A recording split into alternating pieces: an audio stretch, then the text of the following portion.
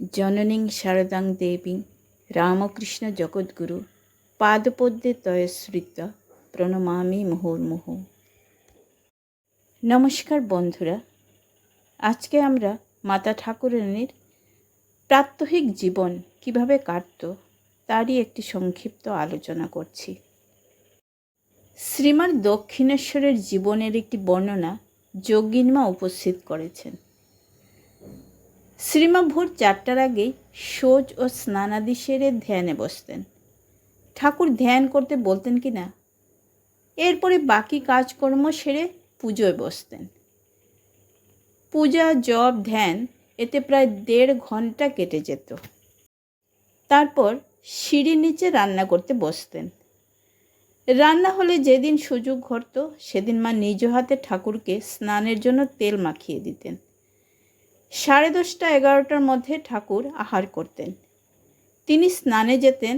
মা এসে তাড়াতাড়ি ঠাকুরের পান সেজে নজর রাখতেন ঠাকুর স্নান করে ফিরে এলেন কিনা।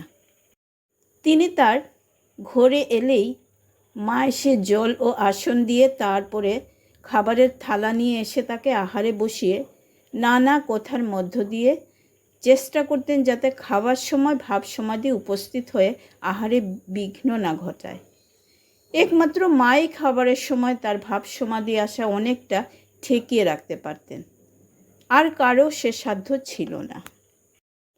ঠাকুরের খাওয়া হলে মা একটু কিছু মুখে দিয়ে জল খেয়ে নিতেন, পরে পান সাজতে বসতেন। পান সাজা হয়ে গেলে গুনগুন করে গান গাইতেন, তা খুব সাবধানে যেন কেউ না শুনতে পায়। এরপরে কলের সেই 1টার বাঁশি বেজে উঠত, যাকে মা ঠাকুরের বৃন্দাবনে কৃষ্ণের বাঁশি বলতেন। তাই শুনে তিনি খেতে বসতেন। সুতরাং 1:30, 2টোর আগে কোনোদিনই মায়ের খাওয়ার হতো না। আহারের পরে নামমাত্র একটু বিশ্রাম করে সিঁড়িতে চুল শুকোতে বসতেন 3টে নাগাদ। তারপর আলো টালো ঠিক করে তোলা জলে নম করে মুখ হাত ধুয়ে কাপড় কেচে সন্ধ্যার জন্য প্রস্তুত হতেন। সন্ধ্যা এলে আলো দিয়ে ঠাকুর দেবতার সামনে ধুনো দেখিয়ে মা ধ্যানে বসতেন। এরপরে রাত্রির রান্না, সকলকে খাওয়ানো সেরে মা আহার করতেন। তারপর একটু বিশ্রাম করে শুয়ে পড়তেন।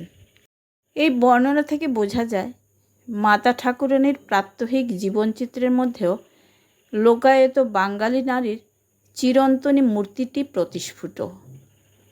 ঠাকুরের দেহাবসানের পরও জয়রামবাটি বা অন্যত্র তার দৈনন্দিন জীবনচিত্রের মূল রূপটির কোনো পরিবর্তন হয়নি। জয় মা, তুমি সকলের মঙ্গল করো। আজকে এই পর্যন্তই বন্ধুরা। ভিডিওটি দেখার ও পাশে থাকার জন্য আপনাদের জানাই অসংখ্য ধন্যবাদ।